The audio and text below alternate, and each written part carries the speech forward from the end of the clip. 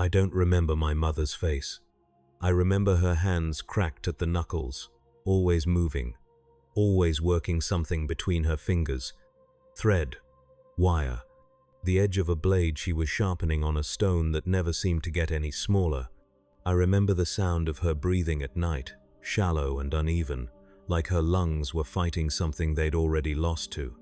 I remember the day she stopped making that sound, and I remember my father carrying her body out into the hallway where the air was thicker and darker, and I remember not crying because I didn't understand yet that some things don't come back. That was the first thing I learned. Absence is permanent. The second thing I learned was that the world I lived in wasn't supposed to look this way. I was maybe 4 or 5 when I started noticing the way adults talked about before. They never said, before the war or before the bombs. It was always just before, like there was only one moment in history that mattered and everything else was measured against it. My father would stare at the wall sometimes, not at anything on it, just at the wall itself, and he'd say things like, "We had glass in the windows before," or "the water didn't taste like metal before," or "you could walk outside without checking the sky before." He'd say these things to no one, or maybe to himself, and I'd sit there trying to imagine what glass in a window meant, trying to picture water that didn't leave a grey film on your teeth. I couldn't. The ruins were just what buildings looked like to me. The taste of metal was just what water tasted like. The smell of decay and rust, and something else, something sour and chemical that clung to the back of your throat that was just the smell of air. I didn't know any different. The world had already ended before I drew my first breath, and what remained was the only world I'd ever touched. We lived in what my father called a tenement, though I didn't learn that word until later. It was a concrete shell with most of its floors still intact, tucked into the ribcage of a city that had been picked clean long before I was born. Our room was on the 3rd level, small and windowless, with a door that didn't lock and walls that wept condensation when the temperature dropped. There were 8 other families in the building, maybe 9, it was hard to keep count because people came and went, or they stopped coming out of their rooms, or they left in the middle of the night and never came back. You learned not to ask. My father worked in the salvage yards east of the settlement. He'd leave before the sun came up, not that you could ever really see the sun, just a paler grey that bled into the sky around dawn, and he wouldn't come back until after dark. Sometimes he'd bring things home. A can of food with a label so faded you couldn't read it, a coil of wire, a hand crank radio that didn't work. Once, he brought back a book, and he sat with it in his lap for an hour, just turning the pages, not reading, just looking at the shapes of the words like they were objects he could hold. Then he put it in the corner with the other things we couldn't eat or burn or trade, and it stayed there until the damp got into it and the pages stuck together. I didn't go to the salvage yards. Children didn't. You had to be tall enough to reach the high shelves in the ruins, strong enough to carry scrap metal back to the carts, old enough to know which buildings were stable and which ones would fold in on you if you breathed wrong. I stayed in the settlement with the other young ones, which meant I stayed in the streets between the buildings, picking through trash heaps, running errands for anyone who'd give me a capful of clean water or a corner of stale bread. There was a woman named Marin who lived 2 floors below us. She was old, maybe 40, maybe older. It was hard to tell because everyone looked used up, and she'd sit outside her door most days with a metal tin in her lap, sorting through screws and bolts and bent nails. She never spoke, but if you sat near her and stayed quiet, she'd sometimes give you something. A button, a piece of cloth. Once, she gave me a length of string that still had color in it, red, or maybe it had been red before, and I tied it around my wrist and wore it until it fell apart. Marin was the one who taught me how to tell if water was too bad to drink. She took me down to the cistern in the basement, where the runoff collected in a concrete trough, and she showed me how to hold a cup of it up to the light, what little light made it down there, and look for movement. If the water had threads in it, thin and pale like hair, you didn't drink it. If it had a sheen on the surface, rainbow-colored and slick, you didn't drink it. If it smelled sweet, you definitely didn't drink it. She didn't explain why. She just showed me, and I remembered. because remembering was the only way to stay alive. I was 6 when I saw my first feral. We called them ferals, though I don't know if that was the right word or just the word we used. They were people once, at least, that's what my father said, but something had gone wrong inside them. Radiation, maybe, or hunger, or just too many years of breathing bad air and eating bad food and watching everything fall apart. They didn't talk. They didn't recognize you. They moved wrong, like their joints had forgotten how to bend, and their skin had a texture to it, rough and grey, like old leather left out in the rain. This one came into the settlement in the middle of the day. That was unusual. Ferals usually stayed in the deep ruins where the radiation was thicker, where the walls were too unstable for scavengers to go. But this one wandered in through the south gap, the place where the barricade had rotted through and no one had bothered to fix it, and it stood in the middle of the street making a sound I can still hear if I close my eyes. Not a scream, not a moan, just a wet, rattling noise, like it was trying to breathe through something solid. I was in the street when it appeared. So were 3 other children, 2 of them younger than me. We froze. That was the thing they taught you early. If you see something wrong, you freeze. You don't run. Running makes noise, and noise draws attention, and attention gets you killed. So we froze, and the feral stood there swaying slightly, its head tilted at an angle that made my stomach fold in on itself, and it turned in a slow circle like it was looking for something it couldn't remember. One of the younger kids, a girl, maybe 4 years old, made a sound, a whimper, barely audible, but the feral's head snapped toward her, fast, faster than anything that Broken should have been able to move, and it started walking. I don't remember deciding to move. I just remember grabbing the girl and shoving her toward the nearest doorway, and I remember the feral's hand, its fingers were too long, the bones visible under the skin brushing against my shoulder as I ducked past it. I remember the smell, sharp and rotten, like meat left in the sun. I remember stumbling into the doorway and slamming the door shut, or trying to, but the door didn't have a latch anymore and it just swung back open. And the feral was right there, its face so close I could see the cracks in its lips, the cloudy film over its eyes. Then my father was there. He'd been coming back from the yards, and he had a piece of rebar in his hand, and he swung it hard into the side of the feral's head. The sound it made was dull and wet, and the feral went down, but it didn't stop moving. It writhed on the ground, making that rattling sound again, and my father hit it twice more before it finally went still. He didn't say anything to me. He just dragged the body into the alley and left it there, and then he walked back to our room without looking at anyone. I stood in the doorway for a long time, staring at the dark stain on the ground where the feral had fallen, and I realized something that I couldn't have put into words yet but felt true all the way down to my bones. The world didn't care if I lived or died. It wasn't hostile. It wasn't cruel. It was just indifferent, and that was worse. The girl I'd shoved into the doorway didn't thank me. She didn't even look at me. She just ran back to wherever she'd come from, and I never saw her again. Maybe her family left. Maybe she got sick. Maybe she just stayed inside after that. I didn't ask. Time moved strangely when you were young in a place like that. There were no seasons, not really. The sky stayed the same shade of grey-brown, and the temperature shifted between cold and less cold, and the only way you knew a year had passed was when someone mentioned it or when you noticed that your clothes didn't fit anymore. I grew, but slowly, and I stayed small for a long time. That was common. The children in the settlement were all smaller than they should have been, with knobby wrists and sunken eyes and teeth that came in crooked or didn't come in at all. By the time I was 8, I was working. Not in the salvage yards, still too young for that, but in the market, if you could call it a market. It was just a cleared space near the center of the settlement where people came to trade things they didn't need for things they needed more. I ran messages between traders, carried water for the old woman who sold dried meat that tasted like boot leather, swept the ground in front of the stalls. Even though the ground was just rubble and sweeping it didn't do anything. The pay was inconsistent.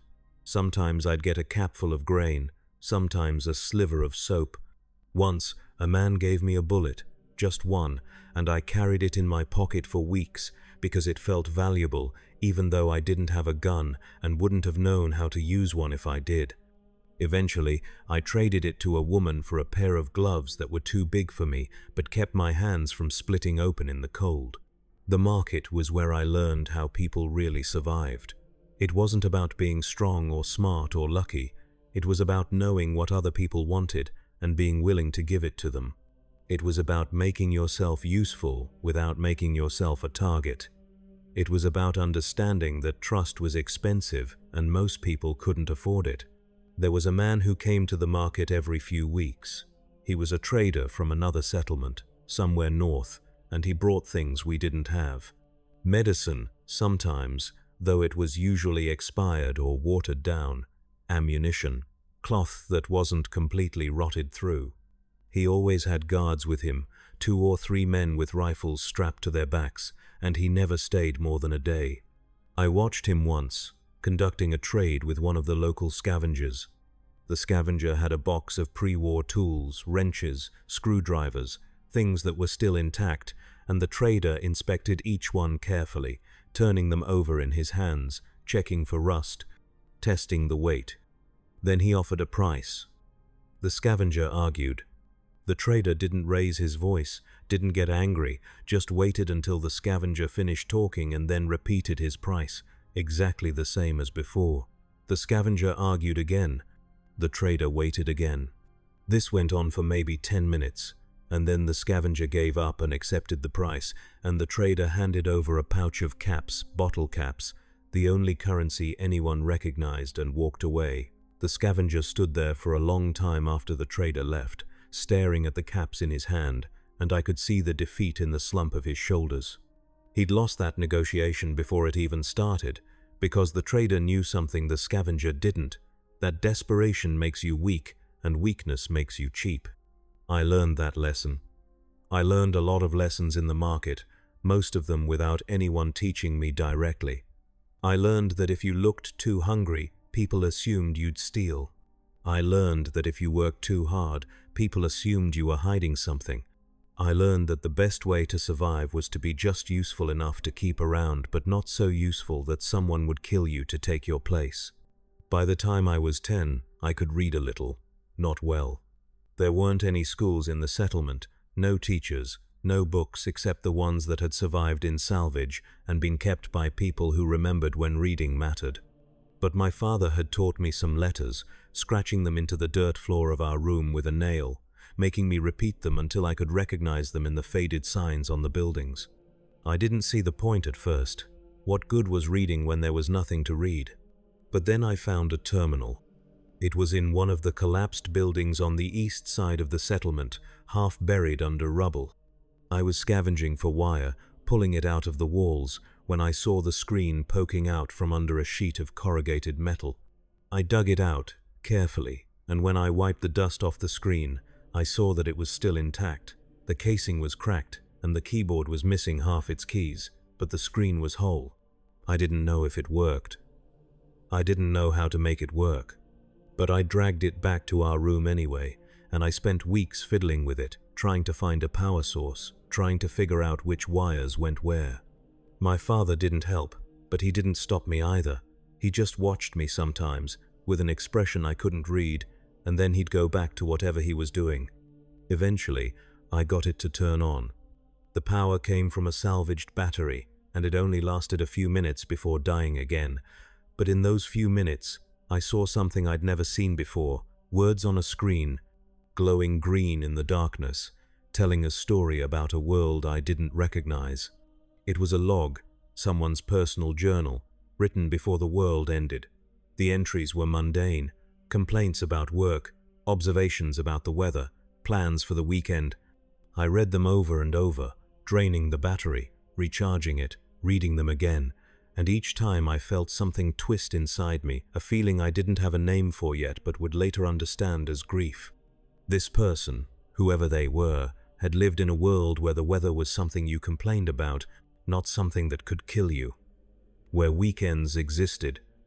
Where work was something you did, not something you survived. And that world was gone. Completely gone. so thoroughly erased that even the memory of it was fading. I was reading the journal of a ghost. I didn't tell anyone about the terminal. I kept it hidden under a piece of cloth in the corner of our room, and I'd power it up when my father was out, reading those entries until the words stopped making sense and just became shapes on a screen. I think, in some way, I was trying to understand what had been lost, trying to picture a version of existence where people had enough to eat and didn't have to check the sky before going outside and didn't live in rooms that wept condensation. But I couldn't. The world before was too different, too alien. It might as well have been a story about another planet. When I was 12, my father got sick. It started with a cough, dry and persistent, the kind that wouldn't go away no matter how much water he drank. Then came the fever, low at first but building over the course of weeks until his skin was hot to the touch and slick with sweat even when the room was cold. He kept working, because you didn't stop working unless you were dead. But I could see him getting slower, weaker, his hands shaking when he tried to hold things. I tried to get him to see the medic, a woman who operated out of a converted storage room on the ground floor, but he refused, said he didn't have anything to trade for her time, said it would pass. Said a lot of things that we both knew weren't true. It didn't pass. One morning, he didn't get up for work. He just lay there on his mat, staring at the ceiling, his breathing shallow and labored, and when I asked if he was all right, he didn't answer. I sat with him for a while, not sure what to do, and then I went to find Maren. She came up to our room and looked at him for a long time, not touching him, just looking. Then she glanced at me and shook her head, and I understood what that meant even though she didn't say it out loud. He lasted 3 more days. I don't remember much about those days. I remember sitting next to him, wiping the sweat off his forehead with a rag that was already filthy. I remember the sound of his breathing, each inhale a struggle, each exhale a kind of surrender. I remember the moment it stopped, the sudden absence of sound, the way the room seemed to contract around that silence. I didn't cry. I'd seen enough people die by then to know that crying didn't help. I just sat there for a while, staring at his body, and then I went downstairs and told one of the men who handled removal. He came up with another man, and they wrapped my father in a sheet and carried him out, and that was it. He was gone, and I was alone, and the world kept turning because it didn't care about any of it. I was 12 years old, and I had no family, no skills, no plan. I had a room that I couldn't afford to keep, and a body that was too small to do the kind of work that paid enough to survive.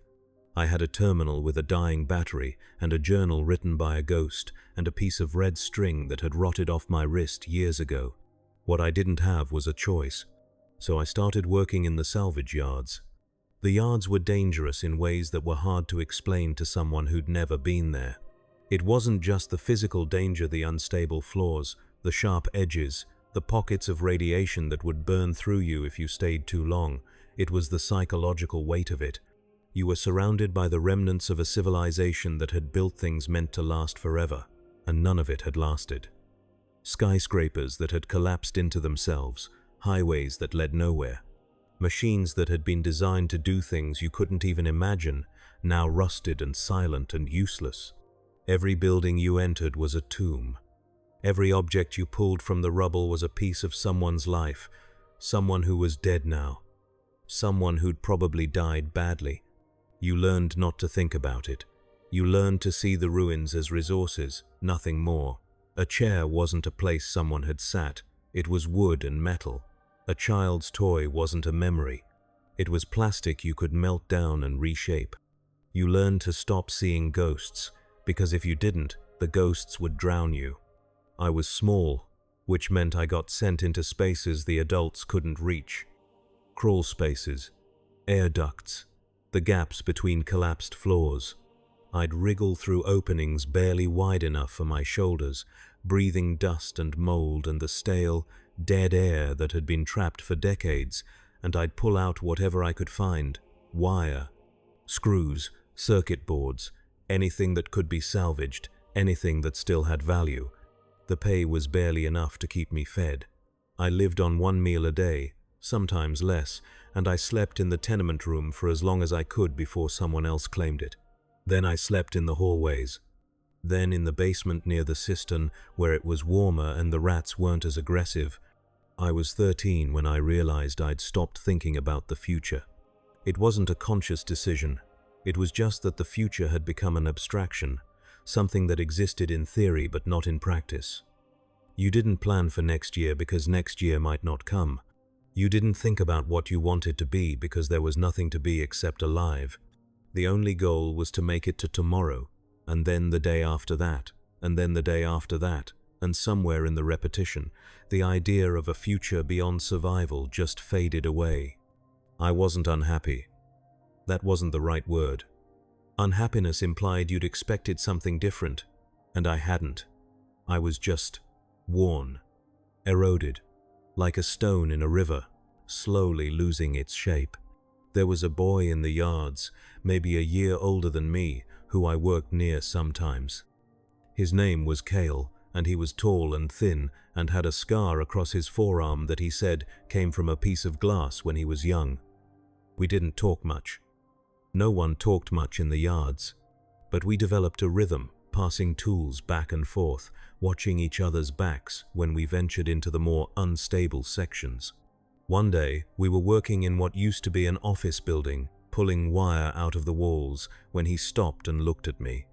Just looked at me for a long time, and then he said, "Do you ever think about leaving?" I didn't know what he meant at first. Leaving the building? Leaving the settlement? Leaving, he said again, like that clarified anything. Just going somewhere else. I thought about it. There were other settlements, I knew that. Some of them bigger, some of them with better resources, better defenses. But getting to them meant crossing open ground, miles of it, through territory that was crawling with ferals and raiders and things worse than either. It meant carrying everything you owned on your back and hoping you didn't get sick or injured or lost. It meant gambling your life on the possibility that somewhere else might be better when you had no reason to believe it would be. "No," I said, "I don't think about it." He nodded, and we went back to work, and we never talked about it again. But I thought about it later, lying in the basement near the cistern, listening to the sound of water dripping somewhere in the dark. The question wasn't whether leaving was possible, it was whether it mattered, whether starting over in another place, another ruin, would be any different from staying here. I didn't think it would be. That was the year the settlement started falling apart. It happened slowly, so slowly that you didn't notice it at first. People stopped maintaining the barricades. The water in the cistern started tasting worse, and no one bothered to clean it. Fights broke out in the market, arguments over prices that turned into shoving matches that turned into beatings.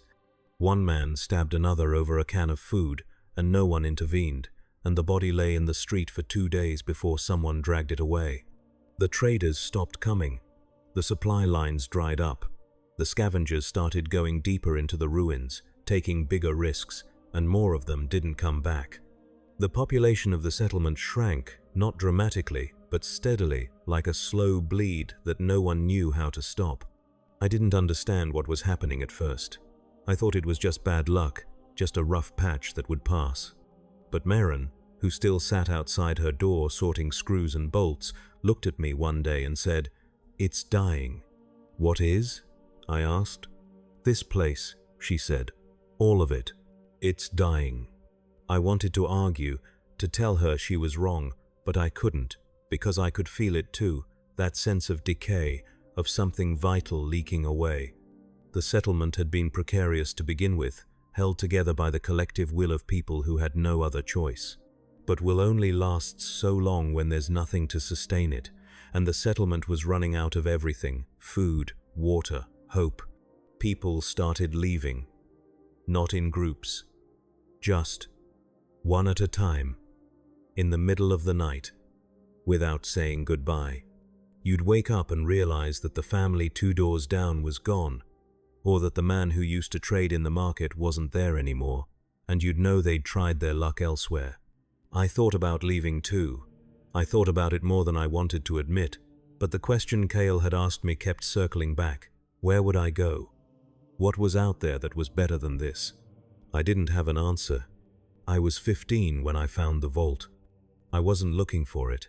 I was deep in the ruins, farther than I'd ever gone before, following a vein of copper wire that snaked through the walls of a collapsed subway tunnel. The tunnel was dark and wet, and the air had a weight to it that made my chest feel tight, but the copper was good quality, and I needed the trade. I followed the wire down a side passage, crawling on my hands and knees through a gap in the rubble, and I emerged into a space I didn't recognize. It was a chamber, circular, with walls made of some kind of smooth metal that hadn't corroded. In the center of the chamber was a door, massive and round, with a gear mechanism built into it. A vault door. I'd heard stories about vaults. Everyone had. Pre-war shelters built deep underground, meant to protect people from the bombs. Some of them had opened after the war, releasing their inhabitants into the wasteland. Some of them hadn't, and some of them had stayed sealed for so long that no one knew what was inside anymore. This one was sealed. I stood in front of the door for a long time, staring at the gear mechanism, at the faded number painted on the metal, 78, Vault 78. I reached out and touched the door, and the metal was cold under my palm, cold in a way that felt deliberate, like it was designed to stay that way. I wondered what was inside. Supplies? People? Corpses? I wondered if the vault had ever opened, or if it was still sealed, still preserving whatever it had been built to protect. I wondered if anyone inside knew the world had ended. I didn't try to open it. I didn't have the tools, and even if I did, I didn't have the strength to turn a mechanism that size. I just stood there, staring at it, feeling something I hadn't felt in a long time. Curiosity. What had it been like, I wondered, to be inside a vault when the bombs fell, to be safe, to be protected, to be told that everything would be all right because you were in a shelter that could withstand anything? Had they believed it? Had they felt grateful, or had they felt trapped? And what had it been like when they realized that safety had a cost? I left the vault behind and crawled back through the tunnel, pulling the copper wire with me. But I couldn't stop thinking about it. That sealed door, that preserved piece of the world before.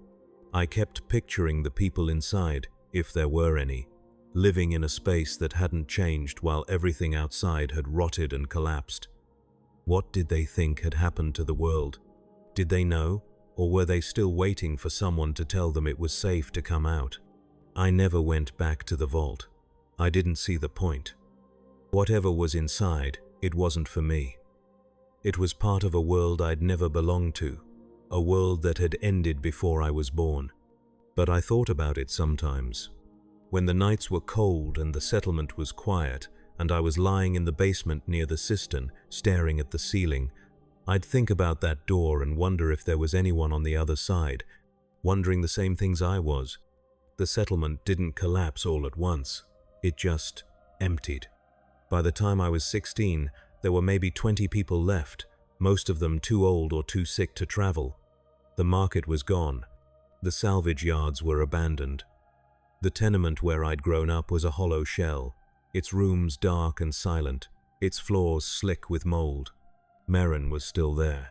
She'd stopped sorting screws and bolts, stopped sitting outside her door, but she was still alive, still moving through the building like a ghost.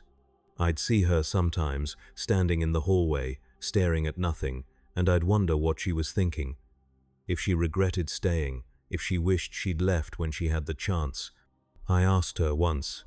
We were alone in the basement, and she was filling a cup from the cistern, and I said, "Why didn't you leave?" She looked at me, and for a long time, she didn't say anything. Then she shrugged and said, "Where would I go?" It was the same question I'd been asking myself for years. I stayed because I didn't know where else to go. I stayed because leaving felt like admitting defeat, like acknowledging that the world had won. I stayed because the settlement, as broken and dying as it was still familiar, and familiarity was a kind of comfort even when it hurt. But I knew it couldn't last. The water in the cistern turned bad, not just bad, poisonous. Someone drank from it and died within hours, their body convulsing, their skin turning grey. After that, we had to go farther for water, to a stream a mile outside the settlement that was probably just as contaminated, but at least didn't kill you immediately. Food became scarce. The traders were long gone, and the salvage yards didn't have anything left worth eating. I survived on rats, on insects, on things I found in the ruins that I couldn't identify but looked edible enough to risk. I got thinner. My ribs started to show. My hair, which had always been thin, started falling out in clumps.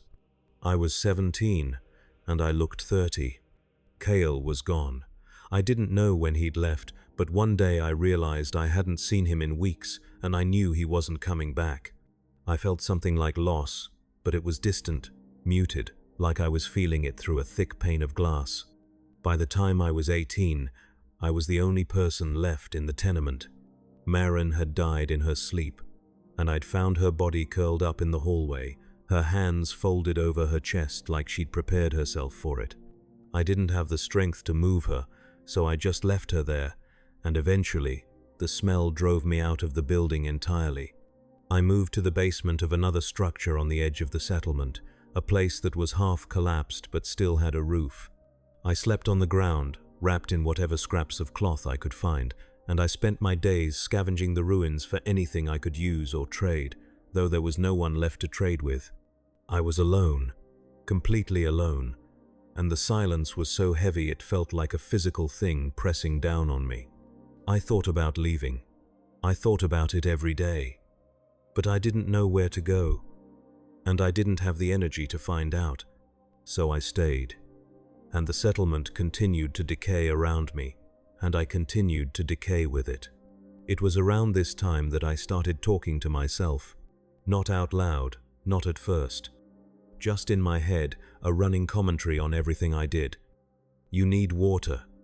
You should check the stream. Be careful of the rocks near the bank, they're slippery. Don't drink too much at once. You'll make yourself sick. It was a way to fill the silence, I think. A way to feel less alone. But after a while, it stopped being internal. I'd catch myself muttering under my breath, giving myself instructions, reassuring myself that I was still here, still alive, still capable of making decisions. I wondered if this was what it felt like to lose your mind. If it happened slowly, incrementally, so that you didn't notice the transition from sane to not sane. If one day you just looked up and realized you'd been talking to someone who wasn't there, and you couldn't remember when you'd started. I didn't think I was losing my mind, though. I was just adapting. Survival required flexibility, required finding ways to cope with conditions that weren't meant to be survived. And if talking to myself was what it took, then that's what I'd do. I turned 19 in the spring, or what I thought was spring. The air was slightly warmer, and the sky had a different shade of grey. I didn't celebrate. I didn't mark the occasion in any way. I just noted it, filed it away in the part of my brain that kept track of time, and moved on. I'd started venturing farther from the settlement, deeper into the ruins, because there was nothing left in the areas I knew. I found strange things. A room full of mannequins, all of them facing the same direction, their plastic faces smooth and expressionless.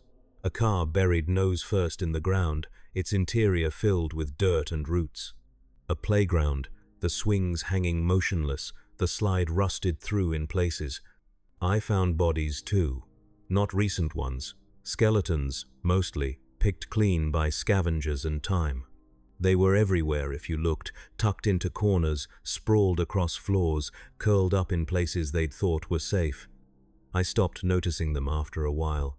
They were just part of the landscape, like the rubble and the rust. One day, I found a holotape. It was in the remains of a house, half buried under a collapsed wall. I dug it out carefully, brushed off the dust, and held it up to the light.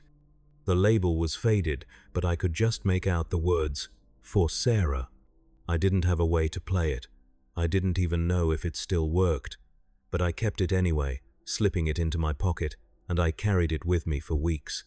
I told myself I'd find a player eventually, that I'd listen to whatever message it contained, but deep down, I knew I wouldn't. The tape was valuable not because of what was on it, but because it was a reminder that people used to leave messages for each other, that they used to think the future mattered enough to record something for it. I wondered who Sarah was, if she'd ever gotten the message, if she'd survived long enough to listen to it. Probably not.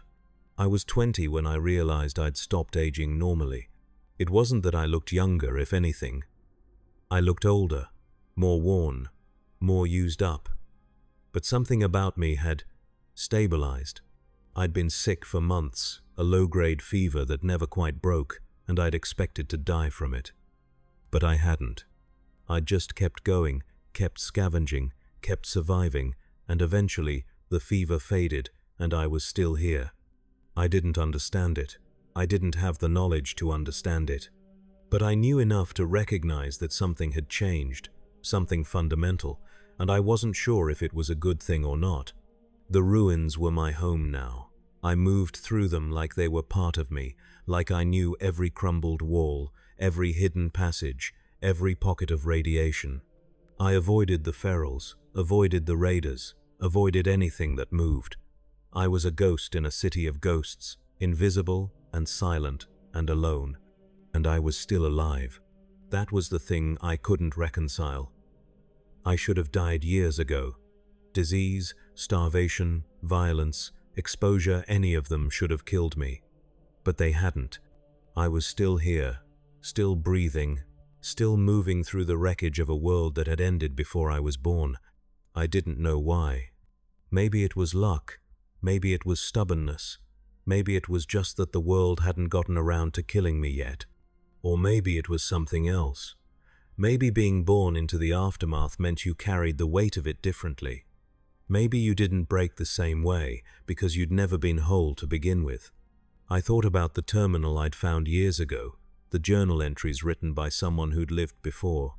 I thought about the way they'd complained about things that seemed trivial now, things that didn't matter in a world where survival was the only goal. I thought about how disconnected their life had been from mine, how impossible it was to bridge the gap between their world and this one, and I thought about the fact that I'd never see their world, that I'd been born too late, that the best I could hope for was to survive in the ruins of what they'd lost. That thought should have made me angry. It should have filled me with rage, with a sense of injustice, with the need to scream at the unfairness of it all. But it didn't, because anger required energy, and I didn't have any left. I was 21 when I went back to the vault. I don't know why. Maybe I was looking for something. Maybe I just wanted to see it again, to confirm that it was still there, still sealed, still preserving whatever it had been built to protect. The tunnel was harder to navigate than I remembered. The walls had shifted, and the passage was narrower, and I had to squeeze through gaps that scraped the skin off my arms. But I made it to the chamber, and the vault door was still there, exactly as I'd left it. Vault 78. I stood in front of it for a long time, staring at the gear mechanism. At the faded number, I wondered if anyone inside was still alive. If they'd run out of food, run out of water, run out of hope. If they'd died waiting for a signal that never came, a rescue that never arrived. I reached out and touched the door again, and it was still cold, still deliberate in its coldness. I thought about knocking, just pressing my fist against the metal and making noise, letting whoever was inside know that someone was out here, that the world hadn't forgotten them. But I didn't, because what would I say? That the world had ended and wasn't coming back? That survival meant living in a ruin, scavenging for scraps, watching everyone around you die until you were the only one left? That the future they'd been promised didn't exist, and maybe it never had? I couldn't do that to them. I couldn't take away their hope, even if it was false hope, even if it was built on a lie. So I turned around and left the vault behind, and I never went back. I'm 23 now. I don't know how much longer I'll last. The fever's back, stronger this time, and my body's starting to shut down in ways I can't ignore. I cough up blood sometimes, and my vision goes dark at the edges when I stand up too fast, and there are days when I can't get out of bed or off the ground, since I don't have a bed because my muscles won't respond. I'm dying. I know that, But I'm not afraid. Fear requires caring about the future, and I stopped caring a long time ago. I think about my mother sometimes. I can't remember her face, but I remember her hands, always moving, always working. I think about my father, staring at the wall, talking about before. I think about Marin, sitting outside her door, sorting screws and bolts. I think about Kale, asking me if I'd ever thought about leaving. I think about all the people I've known, all the people who are gone now, and I realize that I don't remember most of their names. They've faded, like the labels on cans, like the words on signs, like everything in this world that wasn't built to last. But I remember the feeling of survival, the weight of it, the cost of it, the way it eroded you from the inside until there was nothing left but the need to keep going. I was born into a world that had already ended, and I've spent my entire life trying to survive in its ruins. I never saw the bombs fall. I never knew what it was like to live in a place with glass in the windows and water that didn't taste like metal. I never had a future, because futures require hope, and hope requires belief that things can get better. And I never believed that. But I'm still here. For now. And maybe that's enough. Maybe being born after the world ended doesn't mean your life is meaningless. Maybe it just means your life has a different kind of meaning, one that's harder to see, harder to measure. Maybe survival itself is a kind of defiance, a refusal to let the world take everything from you even when it's already taken almost everything. Or maybe I'm just trying to make sense of something that doesn't make sense.